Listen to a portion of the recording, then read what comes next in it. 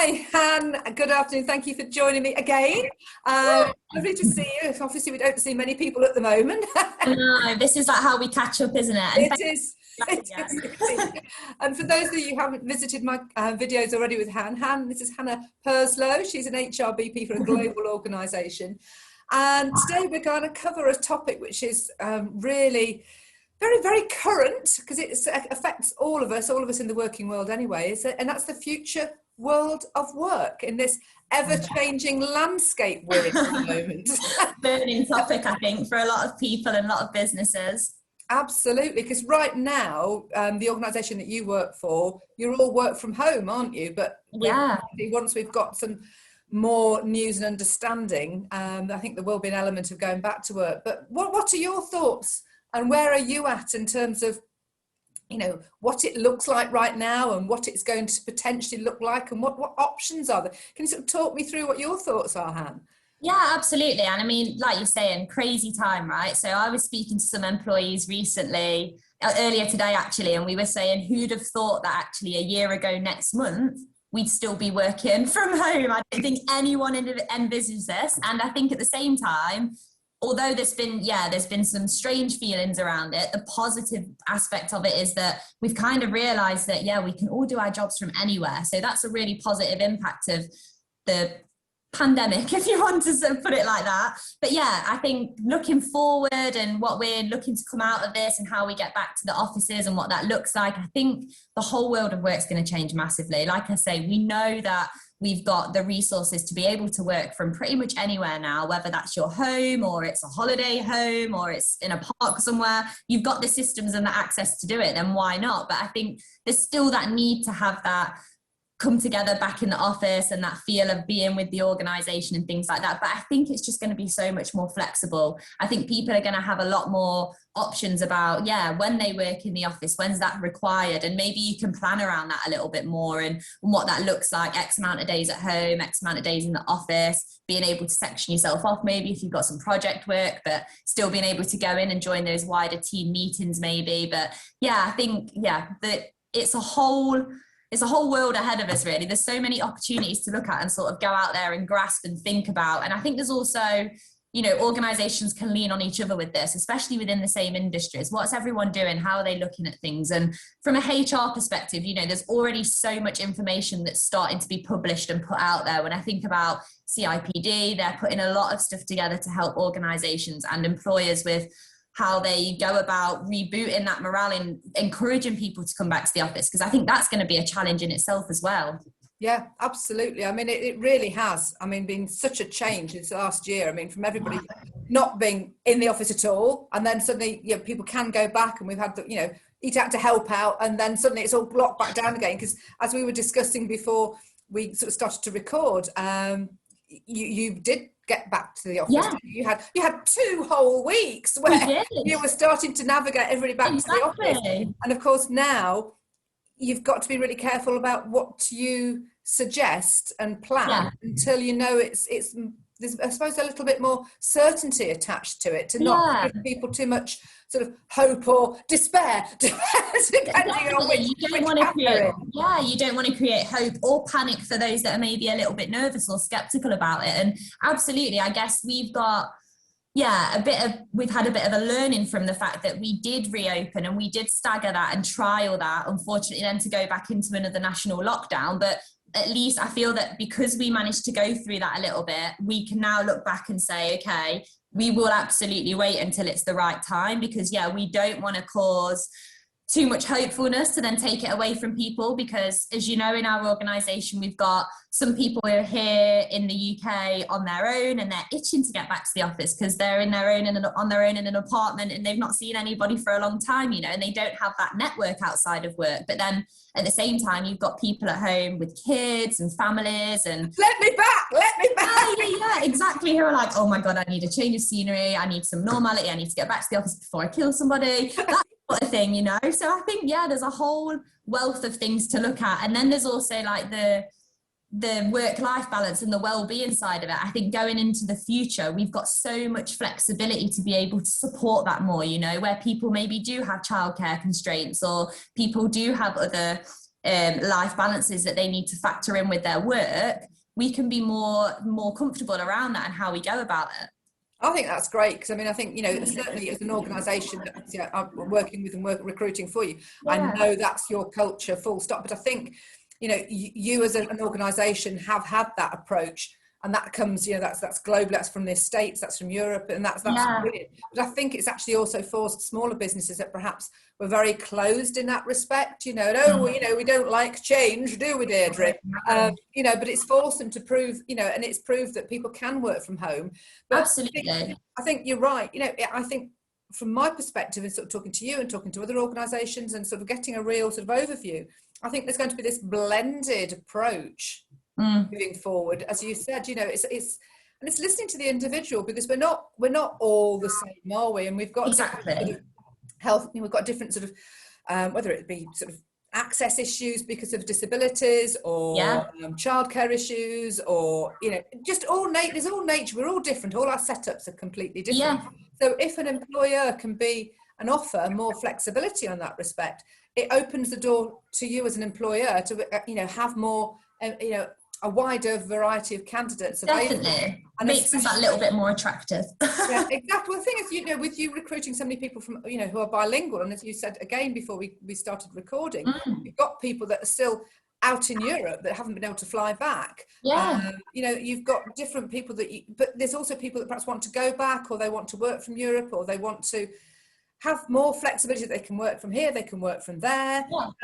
It's just creating so many more options. And I think because of Brexit, don't mention that word, and because of COVID, it's changed things again, hasn't it? And it has, it really has. Localised people speaking the languages, there aren't as many people there aren't at the moment. It reduces your talent pool, especially when, and, you know, those individuals that have that key talent and those skills that we're predominantly looking for, they're maybe not in the best position themselves to be looking for new work, because maybe they're thinking about, what's the future look like for them in terms of staying in the UK or changing career, and how does that impact them with mobility and stuff like that. So I think from a HR business and strategy perspective, a lot of organizations will probably look at that sort of thing. And I think I've seen some of it already in some of the podcasts and blogs that, you know, I'm connected with, that organizations are saying we will have 100% flexible working policy and people can work from here. I would love to see how they're going to manage that, because it scares me a little bit right now. It's all things that we've got to open our minds to best support our employees, continue being an attractive business for new talent, and maybe other, you know, industries and organizations that we connect with, when we think about the universities and stuff like that, when they're more in a better position to be looking at those graduate schemes and internships across the wider globe kind of thing. How do we support with that as well, and where does that go? And how do we get people back into the office but still supporting the home working thing? This, honestly, you can imagine how it goes through my head sometimes. I know. And I don't know, I've just changed something. Whether this is going to look funny on YouTube or not, I don't know, but I've just gone from having a small face in the corner to how we normally are. So apologies. Fine for me. Nothing's changed on my side, so I'm just floating around probably, but that's fine. I have no idea how this tech works. But you know, it's about flexibility and it's about adaptability, isn't it? And if you can offer that as an organisation, you know, that is how you then start to attract the talent that you need. Definitely. And as I said, the talent pool has shrunk because of the issues that we've faced. And so therefore, what do you need to do to widen up that pool, widen it out to the talent that you need that aren't necessarily in the area that you want? So it's about continuously flexing and developing. And reviewing things now. And I think when we talk about remaining attractive as an organisation to, you know, prospective candidates and things like that, there's a whole new element of competition between companies and organisations and industries in the fact of what their working from home flexible policies are. So it's not only your fringe benefits now and what you get in sort of in addition to your salary and how that works, but it's also those additional benefits of home office, of equipment that's provided, and this company's doing this. Are you going to do that? Because they're publishing that now, and how they're taking care of their employees. I think that's going to be so big on the agenda over the next few years, and getting that right is going to be extremely important. Well, and as you say, it's very much a work in progress, isn't it? Because there's going to be a lot of trial and error until sort of becomes sort of this works or this doesn't. Exactly. None of us have ever done this before, right? So it's like, come on, it's trial and error, and sharing best practice, and hopefully, and I feel like within, especially the HR network I have within the organization I work in, but also within my wider HR network outside of the organization, people are really starting to share that and almost empathize with each other within the profession to say, yeah, actually, come on, let's lean on each other a bit. What are you guys doing? And, how have you kept your employee engagement and morale up? And how are you identifying what that culture is going to look like when you are all working from home? So, like we say, absolutely massive topic. And I'm sure we'll capture more of these things going forward. But it's definitely an interesting one. And I feel like it's something we could recap on in like 2 years' time to be like, how did that go? And where are you at now? Exactly. I mean, I say we've just and I think we've just been chatting for like the last 10 minutes now. And I think, we've just scratched the surface, because I mean, I think what we could do with doing is coming back and sort of visiting what that looks like from an employer's, definitely, employees, and sort of really sort of dig down into what level of expectation there is there, what's realistic, what's not. Absolutely, it's a huge topic, and I think if we sat here and talked all afternoon, that would be great for us. But I think maybe we won't get as many viewers. Exactly. No, we'll be back with more information for you guys. So it's great. It's really good to open up this discussion, and I hope people that are watching will start to make them question. Okay, definitely. Employees to ask organisations and feel confident that they can ask. Definitely. And I would say to people, like, feel free to put in the comments and sort of create your own network around it, even as an employee, as an employer, as somebody who's, maybe unfortunately been made redundant and looking for work. What are your concerns, or what are you excited about? And share that amongst yourselves as a community, because the more we can see and we can research and we can get information on that sort of stuff, it will help us make those decisions in the future. Absolutely, because as we said, everybody's individual, everybody's unique. I think it's just having that ability to flex and bend, but you don't know, from the HR perspective, you don't know what people require if they don't ask. But people are, I think, used to and conditioned to a culture of this is what you get, don't ask for any more, because over the years you've been told you're not getting, you've got what we're giving. And it's a massive topic. It's a hot potato, I guess. There's many organisations that aren't aren't as big as yours, but then large organisations doesn't necessarily mean to say that they're going to embrace the change, but change has been forced upon everybody. And I think, to me, the one thing I recognised last year was change is the new constant, and you have to roll with the change. That's so true. I like that. That is so true. Work with that, keep on adapting as you go. So definitely. But I'd be really interested to know what other organisations are thinking and what they're looking at. So feel free for people to put in the comments and reach out. That will be brilliant. Oh, thank you so much for this. We're scratching the surface, and I think let's book some more time and discuss it in a bit more depth on sort of different areas. As always, love talking to Han, and I love working with Han, and it's always a pleasure. And same to you. I think we could go on forever, couldn't we? Once we could.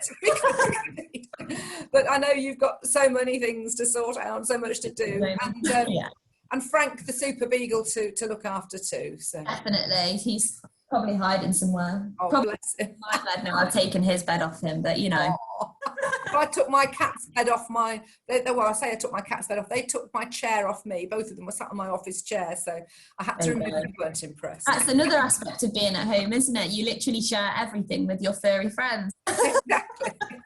And on that note, I shall say thank you very much again, Han. This is Hannah Purslow, HRBP, and fabulous person all round. Thanks. Thanks, Hannah. Thank you.